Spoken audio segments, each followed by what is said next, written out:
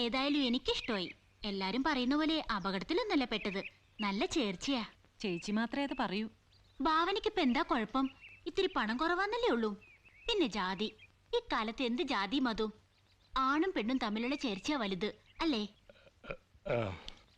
പിന്നെ പലരും പല കളിയും കളിക്കും. മുറുക്കി പിടിച്ചോളാനെ.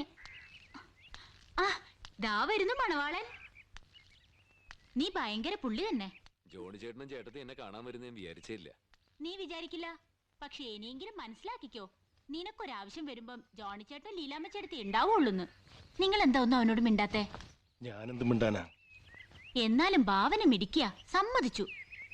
വീട്ടിലൊരു ടവല് തിരുമ്പാത്തോനാ. ഇപ്പതേ മുണ്ടും തുടി അലക്കാൻ പഠിപ്പിച്ചു.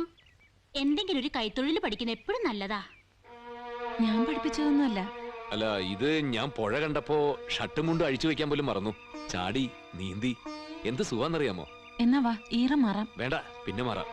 ജോണി ചേട്ടനെ അടുത്തേക്ക് പോട്ടെ. ഞങ്ങൾ വേഗം പോയിക്കോളാം. നീ ഷർട്ടും മുണ്ടും മാറി വാ. ഹേയ്, കുഴപ്പമില്ല. നനഞ്ഞിടാൻ നല്ല സുഖം. നമുക്ക് പോവാം, കട തുറക്കണം. നമുക്ക് ഇവനും കൂടി കൊണ്ടുപോവാ. ചില കാര്യങ്ങൾ പറയാനുണ്ട്.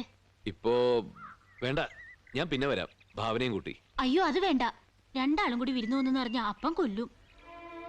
എന്നെ നോക്കണ്ട, റോയച്ചിന് വേണമെങ്കിൽ പൊയ്ക്കോ. വേണ്ട, ഭാവന ഇല്ലാതെ ഞാൻ വരില്ല. വീട്ടിലേക്ക് വരണ്ട, പോണ വഴി കാറിൽ നിന്ന് സംസാരിക്കാലോ. വേണ്ട, നിങ്ങൾ പോയിക്കോ. വന്നതിന് നന്ദി. റോയ്